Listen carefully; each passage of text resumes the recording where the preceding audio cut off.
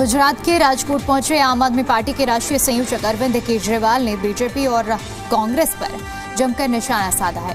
केजरीवाल ने कहा कि मैं 3 दिनों के लिए गुजरात दौरे पर आया हूं। गुजरात की हालत दिन प्रतिदिन खराब होती जा रही है। कुछ दिन पहले बीजेपी अपना मंत्रिमंडल बदला था।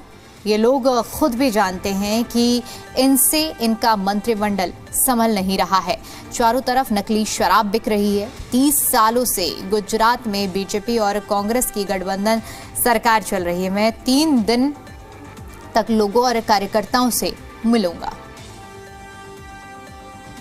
3 दिन के लिए गुजरात दौरे पे आया हूँ और इस वक्त गुजरात की हालत दिन ब दिन बहुत ज़्यादा खराब होती जा रही है। कुछ दिन पहले इन्होंने अपना पूरा मंत्रिमंडल बदला था, तो ये खुद भी मानते हैं कि इनसे गुजरात संभल नहीं रहा है।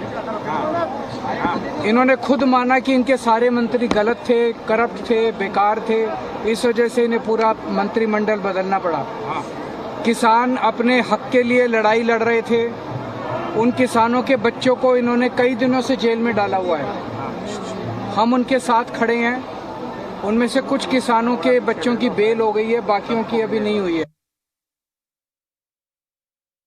हम बीजेपी की सरकार को कमियां निकालते हैं और तकलीफ कांग्रेस को होती है। कांग्रेस के कार्यकर्ता ने गोपाल इटालिया के ऊपर जूता मारा। ये क्या है? कांग्रेस और बीजेपी के बीच में क्या चल रहा है? 30 साल से गुजरात के अंदर बीजेपी और कांग्रेस के गठबंधन की सरकार चल रही है। अब लोग तंग आ गए हैं और उसी वजह से मैं अब 3 दिन जो है लोगों से मिलूंगा।